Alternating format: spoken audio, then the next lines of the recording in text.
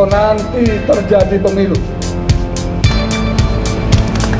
Karena 116 triliun uang rakyat dipakai untuk pesta poranya partai.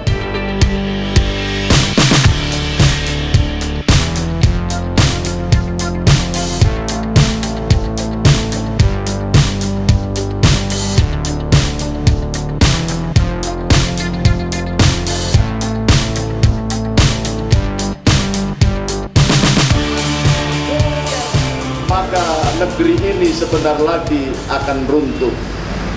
Dan kita membiayai sosialisasi 4 pilar kebangsaan dengan jumlah 1,9 triliun setiap tahun hanya untuk menggeser dasar negara kita. Kalau dulu ada Hari Kesaktian Pancasila, hari ini perlu dipertanyakan apakah saudara-saudara berani kembali menjadikan Pancasila sebagai jimat bangsa Indonesia. Assalamualaikum warahmatullahi wabarakatuh. Umum di 2014 ini sesungguhnya tidak memenuhi format, karena kita bisa menyaksikan sekarang sudah digeret-geret untuk menuju pembodohan kepada rakyat. Bagaimana bisa melahirkan kualitas pemimpin kalau partisipasi rakyat sesungguhnya yang ikut pemilu di Indonesia ini hanya 40%. Itu pun diwarnai dengan DPT yang dipalsukan.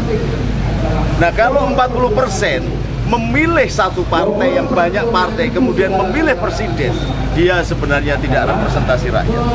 Maka cara yang baik adalah melakukan musyawarah, mengembalikan Majelis Permusyawaratan Rakyat sebagaimana dulu asalnya menjadi lembaga tinggi dan tertinggi negara. Kalau ini dihilangkan MPR-nya, digantikan menjadi lembaga tinggi negara saja, berarti kedaulatan diserahkan kepada rakyat lagi. Setelah pemilu masih diserahkan kepada rakyat. Pemimpinnya sengaja memasang jebakan agar rakyat bergerak dan terjadi anarki.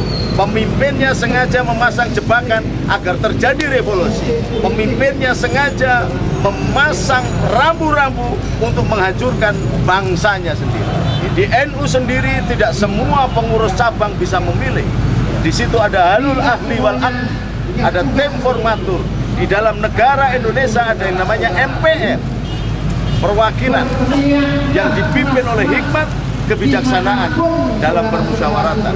Musyawarah melahirkan marhamat, musyawarah melahirkan cinta kasih, musyawarah tidak menang-menangan, musyawarah melahirkan satu bentuk keadilan, bentuk sopo sing pantes dadi pemimpin, bukan suara terbanyak. Kalau bangsa ini semua kumpulannya koruptor, pasti presidennya koruptor.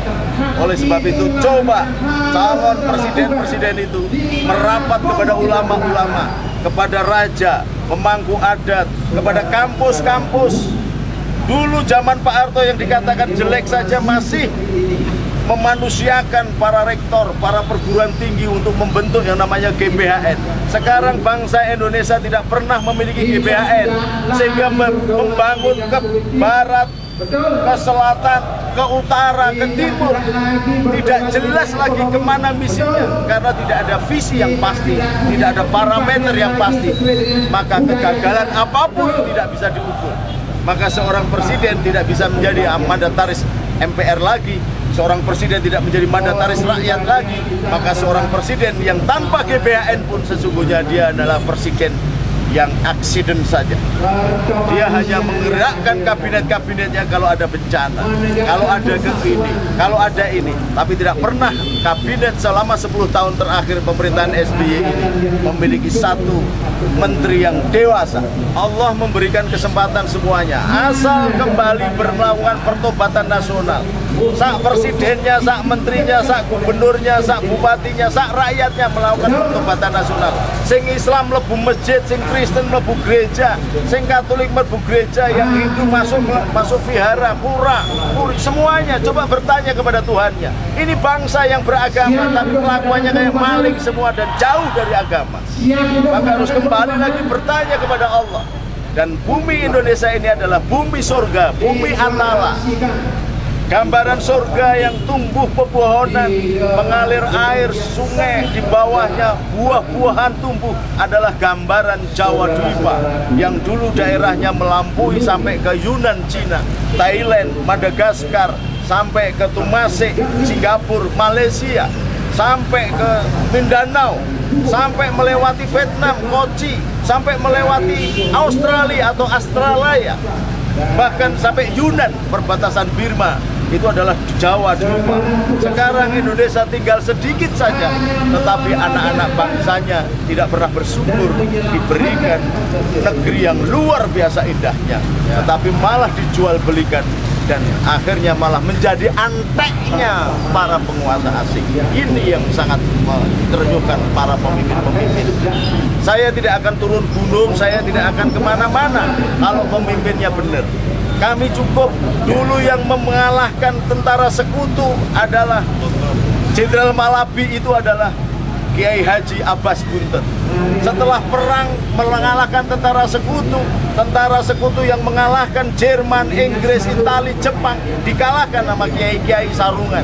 Tetapi begitu selesai, dia kembali ke pesantren, diserahkan kepada Soekarno, orang yang paham tentang negara. Kami turun gunung juga hanya akan begitu saja, menyadarkan bangsa ini bahwa engkau adalah genetika bangsa besar. Bahkan presidennya Madagaskar pun orang Jawa, di mana-mana ada orang Jawa. Tetapi kalau engkau tidak menunjukkan keberanian untuk mengatakan yang benar adalah benar, maka engkau akan menjadi bangsa yang kerdil.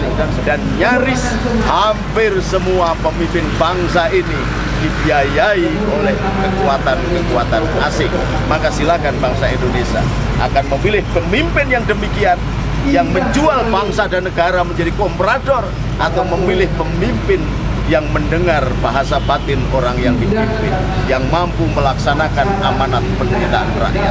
Summa ja'alnakum khulaifah fil ardh linadhira kaifa ta'malun. Salam kemerdekaan. Merdeka.